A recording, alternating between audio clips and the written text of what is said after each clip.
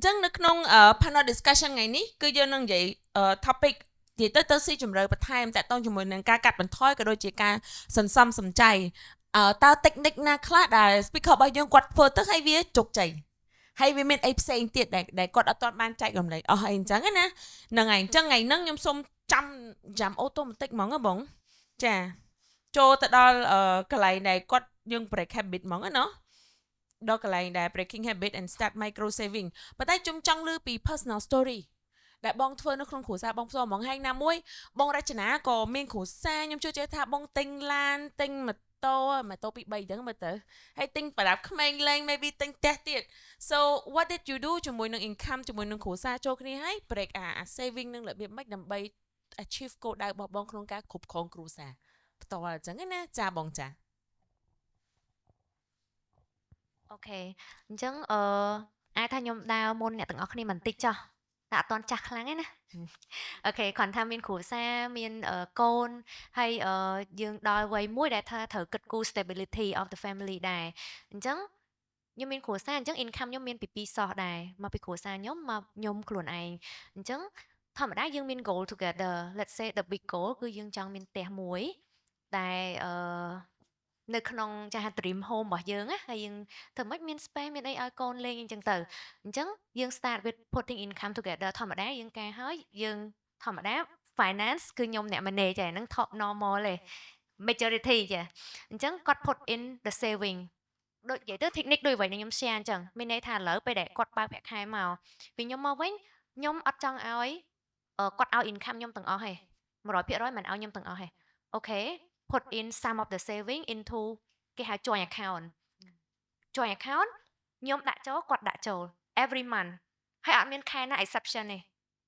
there are certain amount អញ្ចឹងដល់ពេលដែលឧទាហរណ៍យើងដាក់ amount ប៉ុណ្ណឹងឧទាហរណ៍500មួយខែម្នាក់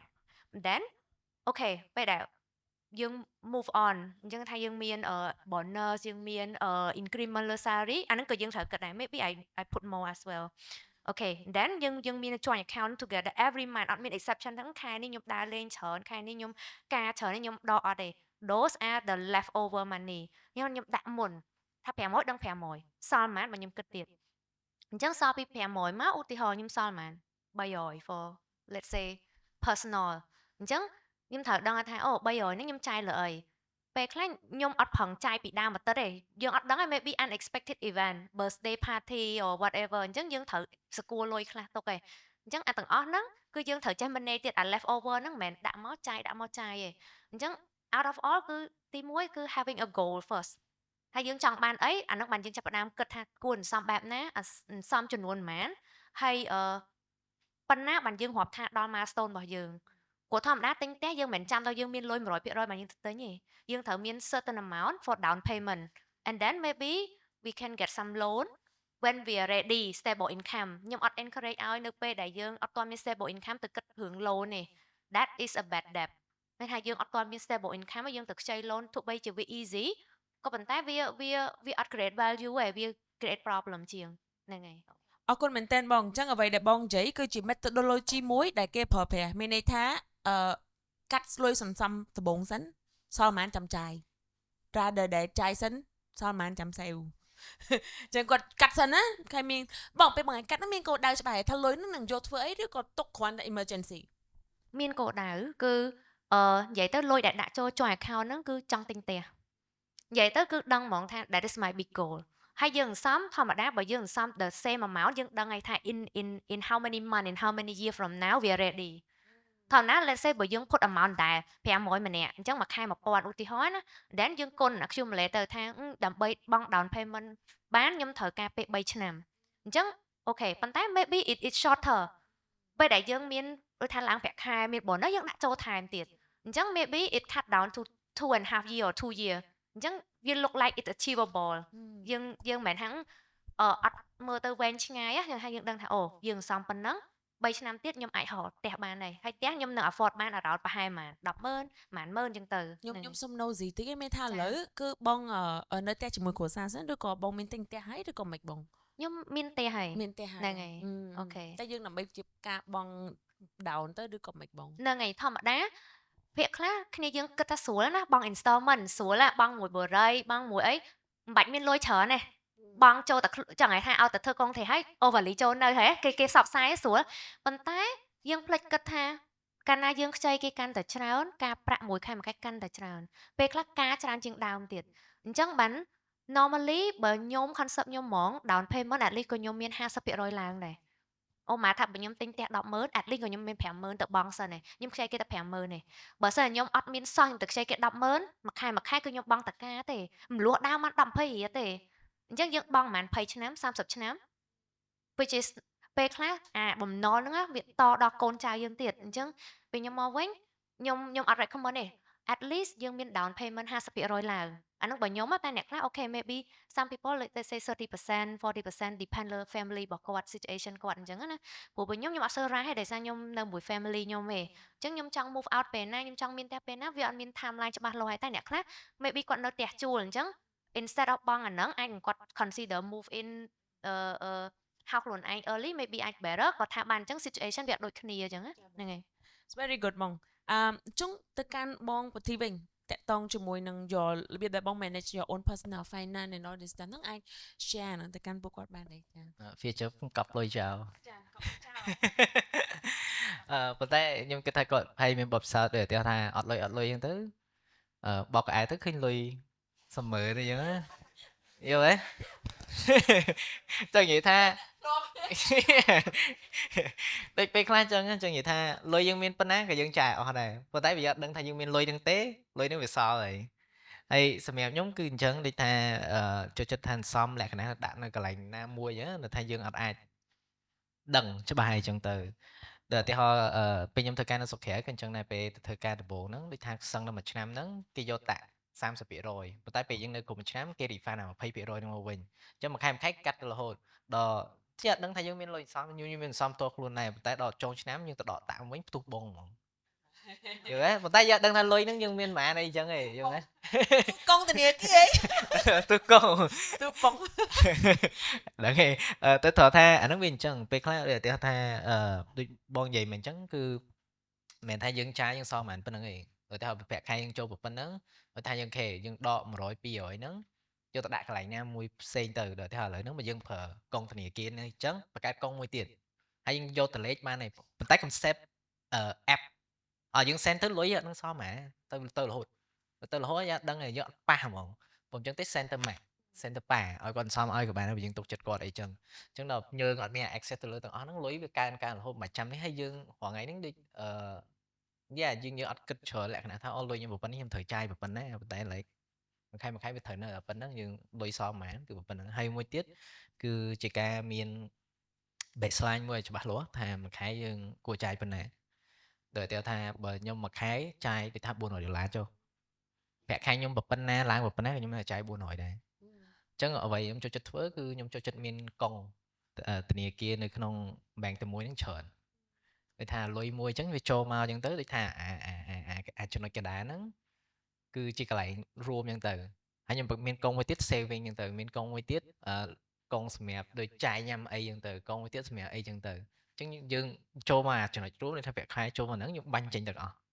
ហើយដល់យើងចាយយើងដឹងថាអូឥឡូវហ្នឹងខ្ញុំចាយអ្វីដែលខ្ញុំក្រងអញ្ចឹងទៅអូខេខ្ញុំចាយអា saving ដែលខ្ញុំនេះអញ្ចឹងទៅអាហ្នឹងគឺអញ្ចឹងដែរហើយមួយទៀតពួកខ្ញុំធ្លាប់ប្រើ budgeting app ខ្ញុំប្រើ app ច្រើនតាក់ទងពី budgeting ដែរហើយ budgeting ហ្នឹងវាមាន concept មួយគេហៅថា zero budgeting ហ្នឹងមានន័យថាបើលុយយើងដូចថាលុយឥឡូវយើងសំបាន$1000ចុះមិនទុក1000ហ្នឹងចោលទេប៉ុន្តែយើងត្រូវដឹង1000ហ្នឹងគឺសម្រាប់អីដូចថា400សម្រាប់ emergency fund ឬក៏200សម្រាប់ដូចថាឈិះបុកគេទៅខូចសងគេអញ្ចឹងទៅនិយាយទៅវាថាអាតូចតែថាយើងអត់អាចក្រងបើយើងនិយាយ emergency ហ្នឹងយើងត្រូវច្បាស់ណាស់ថាស្អីគេទៅហើយមួយឆ្នាំយើងចាយវាថាមានអាចំណាយដែលយើងគិតថាសំខាន់រាល់ថ្ងៃប៉ុន្តែក៏មានអាចំណាយមួយទៀតតែថាវាបឺតលុយយើងបន្តិចតែយើងអត់ដឹងខ្លួនណាដូចអា subscription ខ្លះហ្នឹងទៅមួយឆ្នាំទៅម្ដងហ្នឹងត្រូវយើងអាច budget ក្នុងខែហ្នឹងប៉ុន្តែវានឹងមានមកឆ្នាំហ្នឹងអញ្ចឹងមួយឆ្នាំគឺតែ Netflix បើយើងបង់100អញ្ចឹងមានន័យថាមួយខែយើងបង់8រៀលអញ្ចឹងយើងត្រូវ budget ទៅថាប្រាក់ខែចូលមកអញ្ចឹងទៅយើងត្រូវដាក់3រៀលចូលក្នុង Netflix ដើម្បីសំដល់ពេលលុយយើងទៅគ្រប់មកបើយើងចង់មាន goal ថាយើងចង់ទិញម៉ូតូទិញឡានអីអញ្ចឹងយើងត្រូវសួរខ្លួនឯងបើខ្ញុំចង់ទិញនៅឆ្នាំក្រោយហ្នឹងអញ្ចឹងមួយខែខ្ញុំត្រូវដាក់លុយចូលអាហ្នឹងហ្មង Ngày tháng ó đã cho 100 200 300អីចឹងទៅអញ្ចឹងញ៉ាយើងរៀនចឹងប៉ុន្តែទៅធម្មតាទេថាហួសឲ្យសាមញ្ញទេវាសោះ ឲ្យទៅសាមញ្ញយើងត្រូវការតែបានបាយបានពេលច្រើនម៉េច បាយពីរពេលបានអត់ កាហ្វេមួយកែវពីរ ខ្ញុំសុំអេតិចតើ ទឹកម៉ានលីត្រ កាហ្វេ 2 លីត្រ យើងត្រូវគួរដឹងណាពេលយើងភេសវីមួយយើងបងអីគេតែថាយើងបងញ៉ាំអីនៅហាងអញ្ចឹងយើងបងដើម្បីអីគេ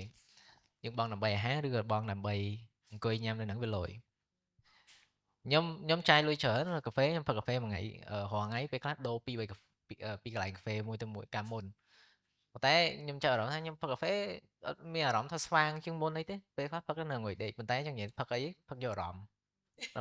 ធ្វើការយល់ទេពេលយើងទៅចឹងទៅព្រោះខ្ញុំ work remote រយៈមុនហ្នឹងគឺពេល work តែឯងចឹងទៅយើងពេលយើងអង្គុយក្រៅចឹងទៅយើងខ្ជិលអត់កើតមានគេមានឯងអីចឹងទៅហើយមួយខែចាយលើស100ធរកាហ្វេដល់ទៅឥឡូវហ្នឹងខ្ញុំកាត់មកធ្វើ cold brew នោះទេហើយចឹងទៅខ្ញុំទិញកាហ្វេគេក្រាញ់ឲ្យហើយនោះទៅ3រៀលផឹកមួយខែ ខ្ញុំធ្វើដែរតែអត់ឆ្ងាញ់ តែអានទៅសម្រាប់ខ្ញុំគឺខ្ញុំផឹកអត់ដឹងថាឆ្ងាញ់អត់ឆ្ងាញ់ តែ give you a tip បង បាទ យូទៅទិញទឹកដូងហ្នឹងទឹកដូងទិញបោះដុំទូថ្លៃហើយយូដាក់ចូលក្នុងប្រអប់ហើយដាក់ចូលក្នុងទូទឹកកក then យូដាក់កាហ្វេមកហើយដាក់ទឹកដូងទិញហើយរសជាតិដូច brown ទេតាបង អូអូខេខ្ញុំសាចា ចា តែត្រូវយកទៅពេលខ្លះយើងទិញមិនទិញដើម្បីផលិតផលយើងទិញដើម្បីអារម្មណ៍ទិញដើម្បីអារម្មណ៍ខ្ញុំ yes ហ្នឹងហើយបងអ្នកទាំងអស់គ្នាបងចង់សាំបារ៉ៃអ្វីដែលគាត់និយាយតិចមានចំណុចចិត្តច្រើនដែលយើងអាចធ្វើបានណាឧទាហរណ៍បងចង់ឲ្យអូនបង្កើត 30 day challenge តែអន្សំលុយដើម្បីធ្វើអីមួយអញ្ចឹងណាដោយអូនស្រីថាធ្វើអីដើម្បីខ្លួនឯងស្រឡាញ់ maybe អូនចង់សាក់លបងអីមួយហើយយើងត្រូវការលុយតែ50រៀល maybe យើងអាចធ្វើ30 day challenge មួយថ្ងៃដាក់1000មួយថ្ងៃដាក់2000មើល let's see how it goes អាណាមួយទៀត another day maybe យើងថ្ងៃមានថ្ងៃមួយឬថ្ងៃច័ន្ទឬថ្ងៃអាទិត្យថ្ងៃច័ន្ទគឺជាថ្ងៃដែលយើងអត់ចាយលុយសោះលើកលែងថាជិះម៉ូតូអាហ្នឹងអត់អីទេរបៀបថាយើងអត់ដែលយើងយកបាយផ្ទះអីចឹងណា maybe ថ្ងៃហ្នឹងយើងទៅដើរលេងឬក៏ចូល conference ហ្នឹងគេ cover 3ពេលអីចឹងណា maybe yes អ្នកទាំងអស់គ្នាអាចប៉ះសិនបើបង្កើតកង account ថ្ងៃទេពេលខ្លះយើងចង់ឃើញលុយយើងអាចធ្វើគេហៅ envelope system envelope method មានយើងមានអ្នកខ្លះមកឃើញនៅស្រុកខ្មែរយើងគេមាន Facebook page មួយគេធ្វើអាហ្នឹងគេមានមកប៉សភៅគេហ្នឹងបើកមកគេមាន envelope ហ្មង envelope នេះសម្រាប់នេះ envelope នេះសម្រាប់ចំណាយអីចឹងហ្នឹងហើយប៉ុន្តែយើងក៏អាចធ្វើ digitally បានដែរត្រូវក្នុងកង account របស់យើងហ្នឹងយើងអាចបង្កើត 3-4 account នៅក្នុងហ្នឹងទៅហ្មងហើយយើង auto diverse លុយហ្នឹងគ្រាន់ថាលុយចូលភ្លាម auto diverse ចូលកងមួយចំណាយមួយអីចឹងហើយចាហើយគេមានច្រើនណាស់អ្នកទាំងអស់គ្នាគេមាន model 50 30 20 យើងអាច Google បន្ថែមមានអា70 20 10 model 8 10 and 10 rule whatever យើងអាចប្រើ rule មួយដើម្បី apply ទាំងអស់ហេចឹងអ្នកទាំងអស់គ្នា find rule មួយណាដែល work មួយយើងហើយ stick មួយវាបើយើងអត់ stick មួយវាក៏អត់ stick មួយយើងដែរ so what is stick is when you commit to stick with it and consistently with discipline ដើម្បីធ្វើហ្នឹងឲ្យចេញណោះចា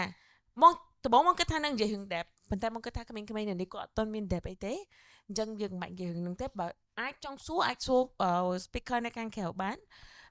សួរតាក់ទងមួយហ្នឹងប៉ុន្តែបែបបងរចនាជ័យគឺមិនគួរ access ទៅ depth ទេបើមិនបើយើងអត់ទាន់មាន stable income យក depth គេមកទិញរបស់គាត់យើងចង់បានគឺជារឿងមួយដែលខុសកុំឲ្យសោះណាត្រូវគិតថានៅពេលដែលយើង access ទៅ depth គឺមានឲ្យយើង access ទៅ opportunity យើងមិន access ទៅ liability ទេយើងយកលុយហ្នឹងដើម្បីយកមក invest ដែល invest ទៅអាច pay back not យកមកទិញផ្ទះ 100% ហើយនៅក្នុងផ្ទះហ្នឹងហើយបង់ការមួយខែ900ឧទាហរណ៍បើយើងយកលុយ900ហ្នឹងយកអីគេយកលុយ900ហ្នឹងទៅជួលផ្ទះ maybe អីគេយើងជួលផ្ទះឲ្យតែ150នៅបានហើយ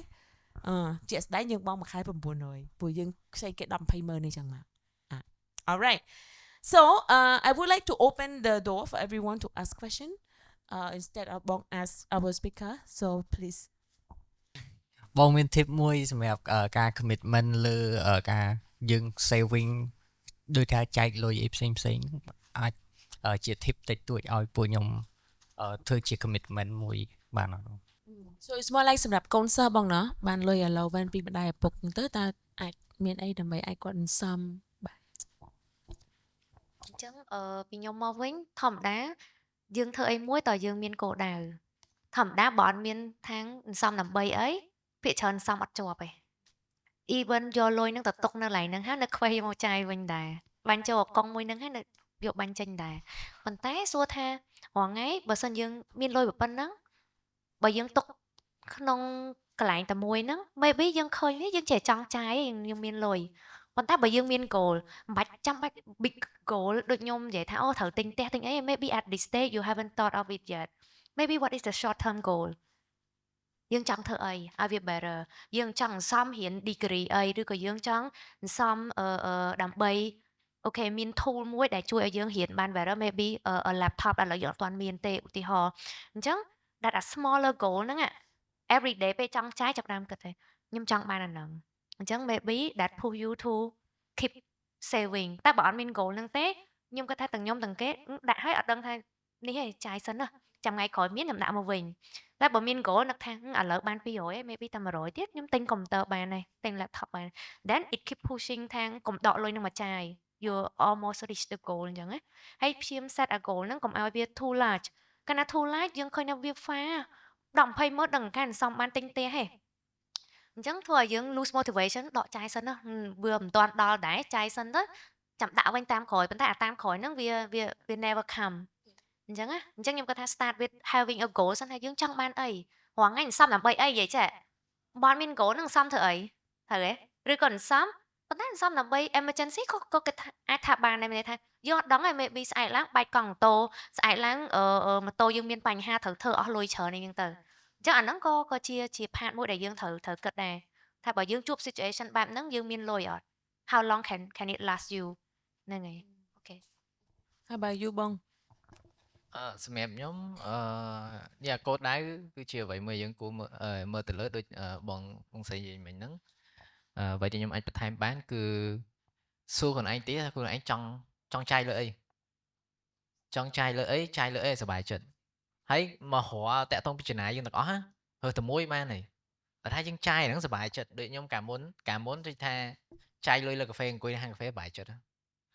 ចឹងនិយាយផឹកពីបកែវនៅក្រៅគឺថាអស់ច្រើនក៏អីដែរប៉ុន្តែក្រៅពីហ្នឹងខ្ញុំកាត់ចោលទាំងអស់មានតែរើសមួយដែលយើងចូលចិត្តចាយ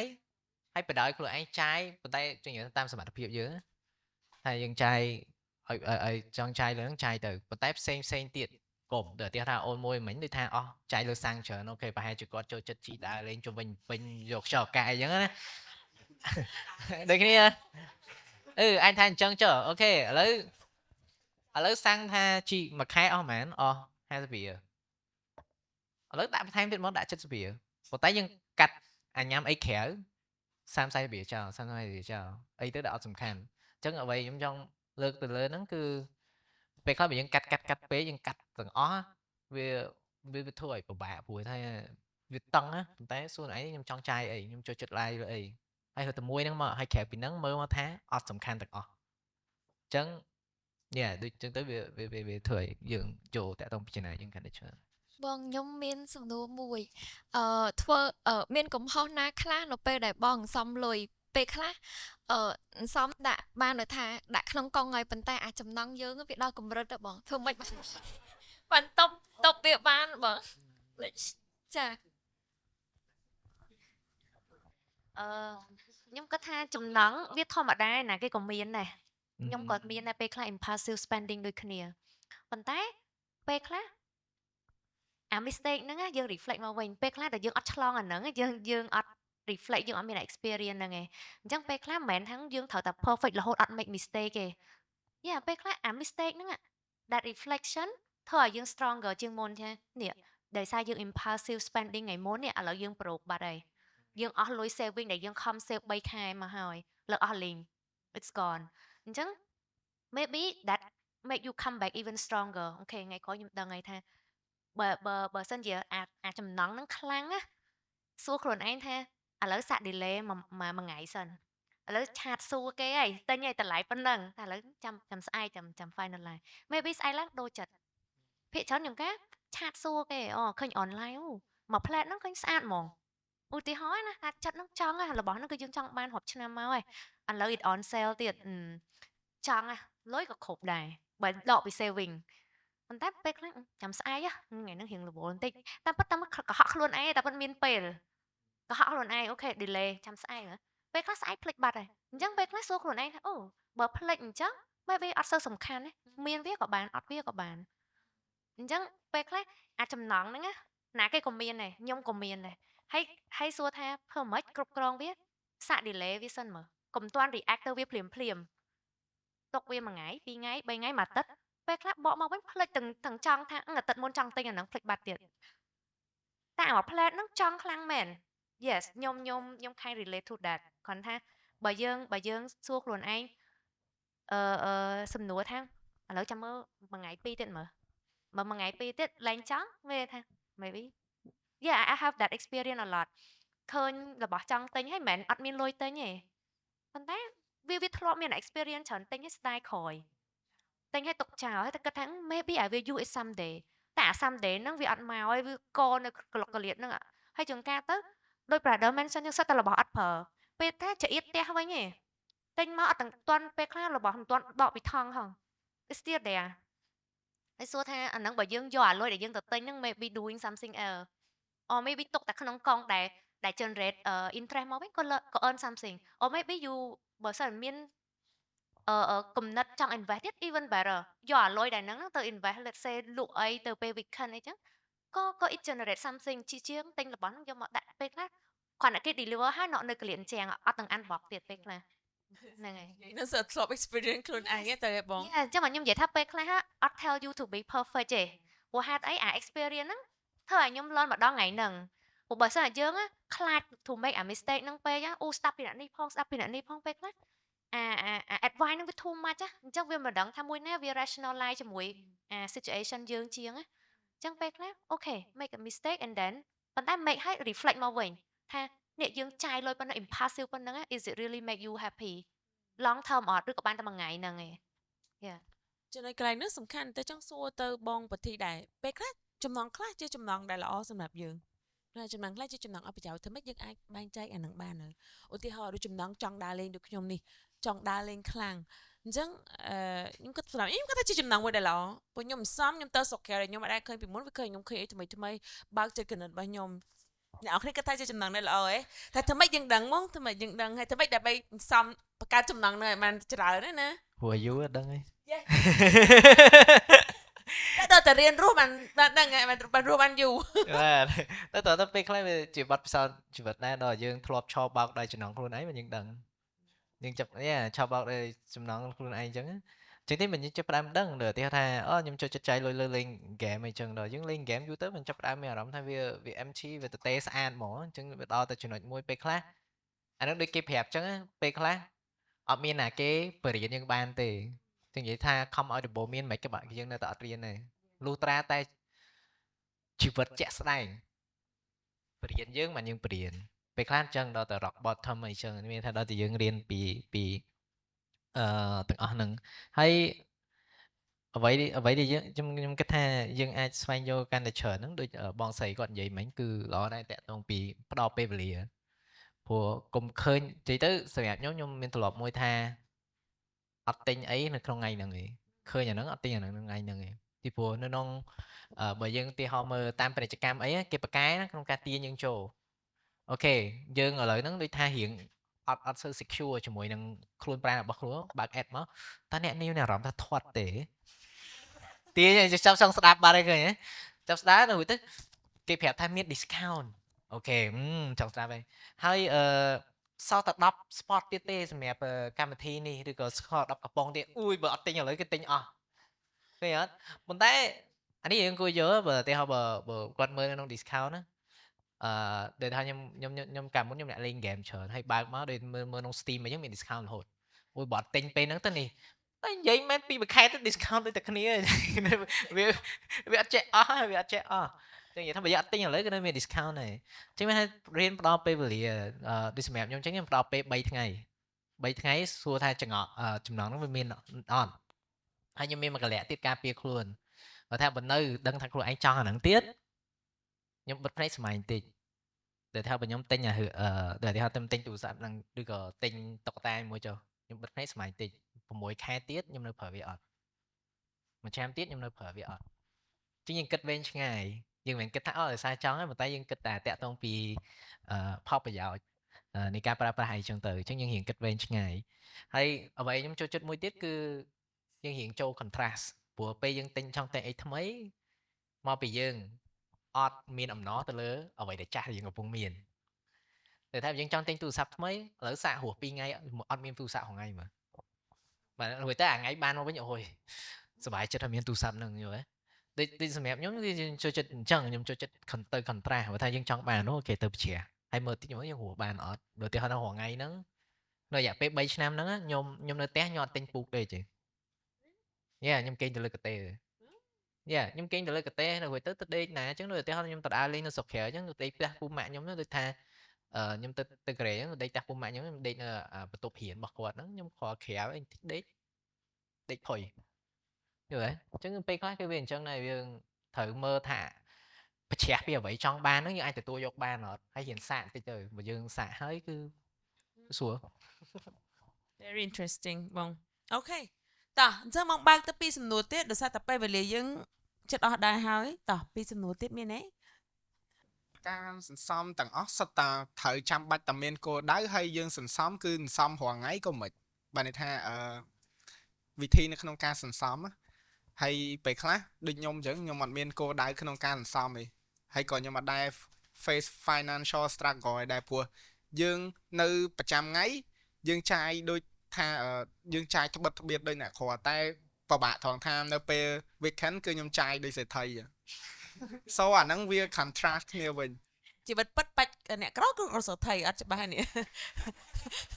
មានន័យថាម៉េចអត់យល់អូខេចឹងទៅកាន់ speaker សំអត់គោលដៅចាំបាច់អត់ណោះ yes អញ្ចឹងទី1និយាយរឿងសំមួយខ្ញុំគិតថា reflect back to អ្វីដែលបងកសាគាត់ mention ពីដំបូងណាសំមិនមែនគ្រាន់តែ refer to ដាក់លុយដើម្បីសំទេសំ could be part of your living lifestyle សំរបស់ហ្នឹងត្រូវចាយមិនចាយទេរបស់ហ្នឹងអត់ត្រូវញ៉ាំមិនញ៉ាំទេអាហ្នឹងក៏សំដែររបស់ហ្នឹងបើត្រូវមុជទឹកម្ដងកន្លះម៉ោងមុជតែ10នាទីក៏បានក៏ saving water ដែរត្រូវអត់អញ្ចឹង concept សំមួយមិន it's not just about money alone អានទិញហ្នឹងប៉ុន្តែដល់ពេល end goal អ្វីដែលយើងសំហ្នឹងវានឹង translate មកជា money ហើយហ្នឹងរឿងមួយរឿងទី2តកតងមួយ goal អាចថានៅក្នុង stage ហ្នឹងយើងអត់ទាន់មាន kind of financial responsibility ច្រើនទេយើងអាចនឹងទទួល allowance ពី parent អីចឹងណាប៉ុន្តែពីខ្ញុំមកវិញភាគច្រើនអាចថាខ្ញុំ living from parent ខ្ញុំដែលគាត់ធ្លាប់ឆ្លងកាត់សម័យអត់នៅថាសម័យប៉ុលពតអីអញ្ចឹងទៅគាត់តែងតែបន្លាចរហូតអាចថាខៃអ mindset ថាចុះបើថ្ងៃស្អែកអត់មានលុយធ្វើម៉េចថ្ងៃស្អែកគេប្រឈប់ការងារអត់មាន income ធ្វើម៉េច how long can a saving នឹង last អញ្ចឹងគាត់រស់នៅត្បិតត្បៀតមែនតើ parent ជំនាន់មុនណាយើងឃើញមិនគាត់អត់មានលុយទេអ្នកខ្លះលុយច្រើនផ្ទះពី3កន្លែងប៉ុន្តែយើងមើលទៅរបៀបស្លៀកពាក់គាត់ doesn't look like គាត់មានផ្ទះពី3កន្លែងទេប៉ុន្តែហេតុអីមិនគាត់នៅតែត្បិតត្បៀតពួកគាត់ធ្លាប់ឆ្លងកាត់ experience ហ្នឹងគាត់ថា everything is uncertain យើងមាន allowance ថ្ងៃហ្នឹងមាន allowance ខែហ្នឹងមិនប្រកាសថាខែក្រោយយើងនឹងមានប៉ុណ្្នឹងទេ situation យើងឃើញហើយ maybe for some reason យើងអត់ដឹងហើយវាអាចមាន situation ណាមួយ economic not well បើសិនជា family យើងមាន business ទៀត maybe business ហ្នឹងវាអត់សូវ work អញ្ចឹងចាប់ផ្ដើមយើងត្រូវ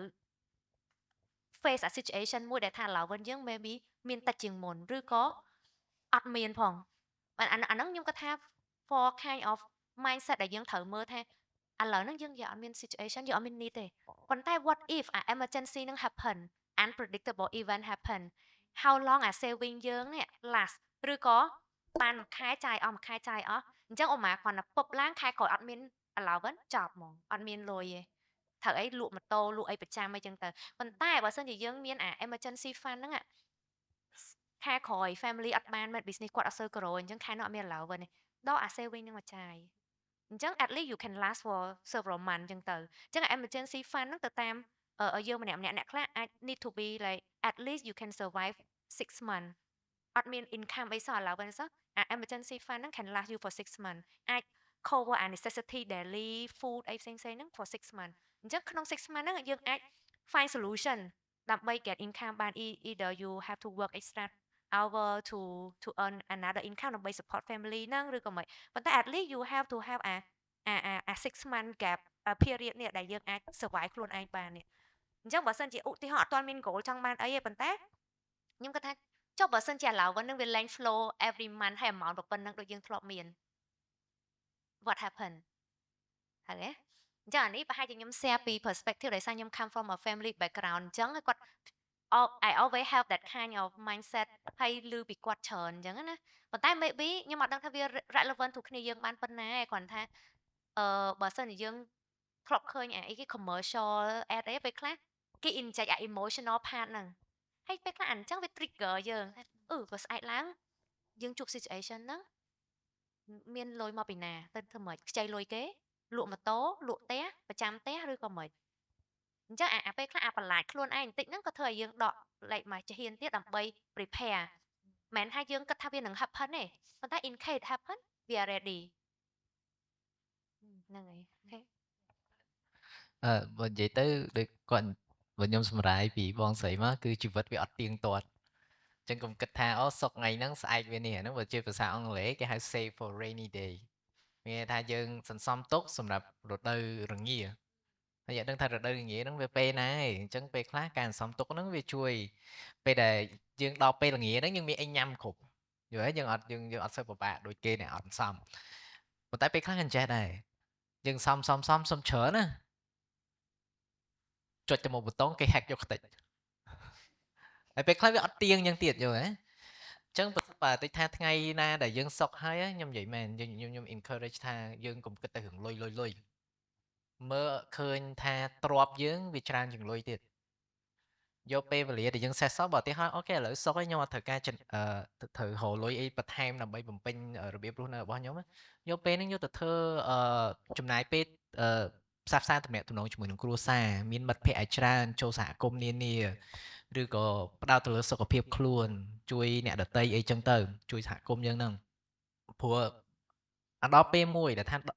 ដូវរងាហ្នឹងហើយពេលខ្លះអូខេគេ hack លុយគេអីចុះឬក៏យើង invest លើ business មួយ business ហ្នឹងគាត់និយាយថា bankrupt អីចឹងទៅស្អីធនអីចឹងអាពេលហ្នឹងវាមិនដូចចំពោះខ្ញុំដូចខ្ញុំធ្លាប់គិតថាបើជីវិតខ្ញុំដាបយ៉ាងណាក៏ដោយមានពូម៉ាក់ខ្ញុំប្រហែលអ្នកដែលខ្ញុំសុំទៅដេកផ្ទះគាត់ឲ្យនៅសុំទៅខ្ចីលុយគាត់ឲ្យហើយសួរថាបើយើងអត់ដែរ invest ទៅលើអស់ហ្នឹងពេលយើងជួបបញ្ហាយើងតែឯងណាហើយពេលខ្លះគឺអញ្ចឹងយើងខំរកទៅលុយហើយលុបលុនពេលខ្លះយើងទៅកន្លែងធ្វើការយើង toxic ដាក់គេទៀតអីចឹងយើងអត់ invest ទៅលើ relationship ហ្នឹងឯងប៉ុន្តែអស់ហ្នឹងសំខាន់ណាស់ហើយដូចឧទាហរណ៍ថាខ្ញុំចាប់ផ្ដើមរៀនរស់ហ្នឹងដំបូងឡើយជា podcast ទៅខ្ញុំធ្វើ free ឡើង 3-4 ឆ្នាំហើយខ្ញុំអត់ទាំងដែរប្រើ ad ផងព្រោះខ្ញុំអត់ចង់បានលុយពី ad ទេដោយថាមិនមែនគេស្ដាប់ podcast និយាយតាក់ទងពី education load commercial BA អីមកអញ្ចឹងខ្ញុំអត់ចង់អញ្ចឹងខ្ញុំអត់ដែរទៀមទីអីមកវិញទេប៉ុន្តែពេលខ្ញុំចាប់ផ្ដើមចេញប្រឡូកដូចថាខ្ញុំធ្វើជា start up ជា academy អីចឹងអ្វីដែលខ្ញុំអំពើល្អដែលខ្ញុំធ្លាប់ធ្វើហ្នឹងវាคล้ายជាដូចថាមូលដ្ឋានគ្រឹះមួយសម្រាប់អ្វីខ្ញុំឈានបន្តអញ្ចឹងបើយើងអត់តន់ stress រឿងលុយទេយកពេលវេលាខ្ញុំទៅធ្វើអីផ្សេងទៅដូចថារកលុយបន្ថែមឬក៏ផ្ដោតទៅលើទ្រព្យផ្សេងនៃជីវិតកុំមើលថាលុយគ្រាន់តែជាទ្រព្យមួយដែលយើងត្រូវការមួយគត់នៅក្នុងជីវិតប៉ុន្តែក្នុងជីវិតគឺវាត្រូវការច្រើនជាងហ្នឹងចាអរគុណបងអ្នកអរគ្នាដែលលើពាក្យថាលុយកាត់កូននេះដែលលុយលុយកាត់កូនហើយលុយទៅប្រើលុយមិនលុយនេះវាកាត់កូនណាមានន័យថាម៉េចវាមានន័យថាម៉េចវាហិករហូតណោះ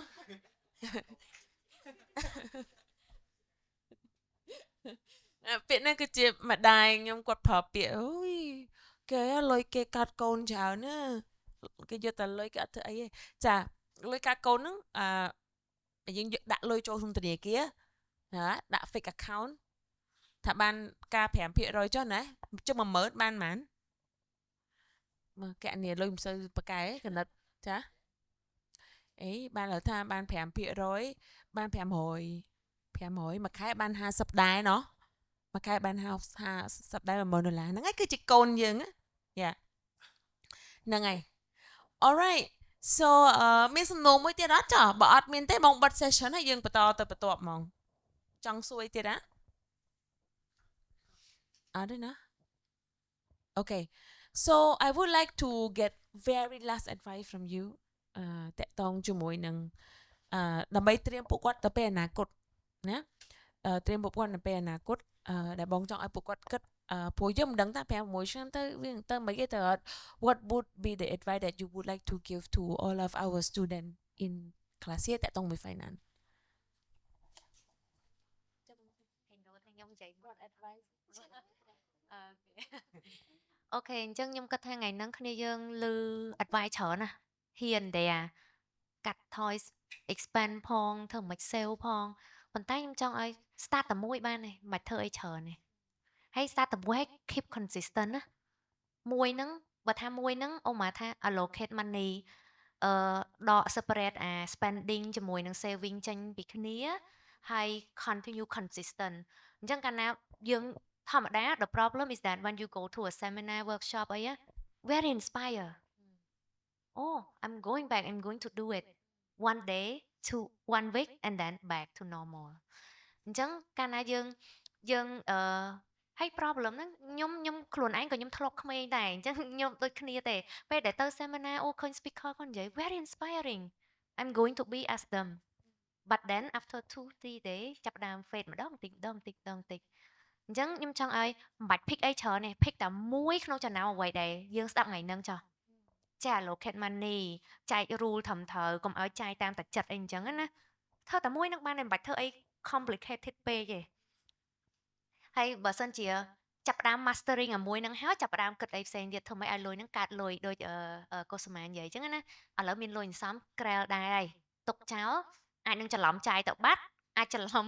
លុយខ្មែរលុយដុល្លារ pay ឲ្យគេបាត់អស់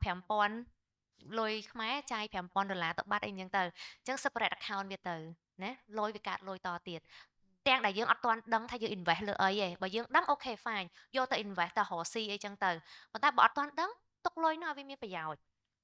កុំទុកលុយនោះឲ្យវាដេកចោលអត់មានបានអីមកវិញណាហ្នឹងហើយ by the way បងលុយកាត់កូនមិនលុយកាត់លុយទេ លុយ លុយកាត់កូនលុយកាត់កូន ហ្នឹងឯងគេកូនហ្នឹងកូនលុ កូ យ នលុយ យ៉ា ហ្នឹងឯងបានកូន saving កូនលុយតើបង សម្រាប់ខ្ញុំគឺចឹងនិយាយថាសម្រាប់បងប្អូនដែលចូលរួមភាគច្រើនគឺថានៅវ័យដែលថាថ្មីដែរអញ្ចឹងណាអញ្ចឹងចំណុចផ្ដើមល្អគឺសិក្សាពីរឿងលុយកាក់សិក្សាពីរឿងលុយកាក់ពីព្រោះដូចថាយើងទៅរៀនទៅអីអញ្ចឹងយើងទៅបានជំនាញដើម្បីទៅធ្វើការទៅដើម្បីបានប្រាក់ខែប៉ុន្តែប្រាក់ខែហ្នឹងទៅណាមកណាអាហ្នឹងរឿងយើងចឹងមានថាយើងត្រូវការសិក្សាដោយខ្លួនឯងហើយខ្ញុំ appreciate ខាងស្ថាបនា bank ដែរដែលថាគាត់ធ្វើឲ្យមានកម្មវិធីចឹងពីព្រោះពេលខ្លះអារឿងលុយកាក់ហ្នឹងគឺវាជាប្រធានបទមួយដែលរសើបអត់ហ៊ាននិយាយទេ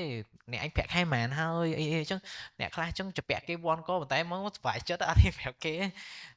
ពេលខ្លះជា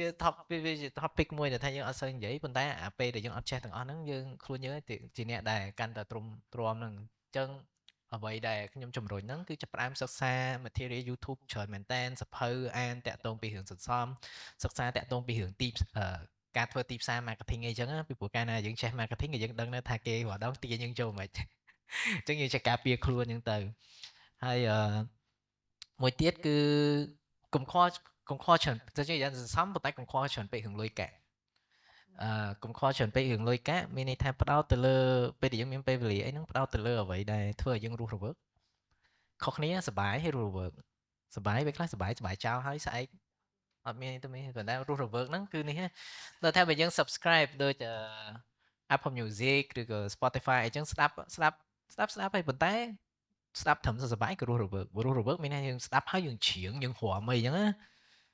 អាហ្នឹងគឺជាអ្វីខ្ញុំចង់ឲ្យយើងធ្វើបើយើងចំណាយទៅលើអ្វីរស់រវើកទៅពេលខ្លះយើងចំណាយអ្វីយើងចំណាយដើម្បីឲ្យកំដរអារម្មណ៍ធុញឯងហើយសម្រាប់ខ្ញុំអាធុញហ្នឹងចំណុចដែលត្រូវចាយលុយច្រើនជាងគេធុញតែញអីមួយទៅធុញអូមើល Netflix ចឹងទៅហើយពេលខ្លះទាំងអស់ហ្នឹងវាអត់ចេះតម្រូវទេយល់ទេពេលដែលយើងរៀនស្ងប់ស្ងាត់ជាមួយតែខ្លួនឯងហើយមានអារម្មណ៍ថាការមានអារម្មណ៍ធុញហ្នឹងវាមិនមែនជាបញ្ហាខ្ញុំគិតថាអស់ហ្នឹងវានឹងជួយយើងច្រើនហើយយើងសល់ពេលវេលាជាពិសេសពេលវេលាកាន់តែច្រើនហើយចុងក្រោយហ្នឹងគឺពេលវេលាហ្នឹងគឺវាជាអ្វីមួយដែលសំខាន់ជាងគេ ពេលខ្លះមានលុយច្រើនហ្នឹងតើហេតុអីមិនយើងចង់បានលុយច្រើនដោយសារពេលមានលុយច្រើនយើងមានសេរីភាពហើយមួយទៀតយើងអត់ត្រូវចំណាយពេលធ្វើការងារច្រើនចុងក្រោយគោលដៅយើងគឺជាពេលវេលាឯងហើយបងប្អូននៅក្មេងអញ្ចឹងអូនឯងសូវមានលុយប៉ុន្តែអូនឯងមានពេលវេលាច្រើនណាកុំគិតទៅរឿងចាយលុយតែសួរខ្លួនឯងថាចាយពេលវេលាទៅលើអីខ្លះរៀនសន្សំពេលវេលាខ្លួនឯងឬក៏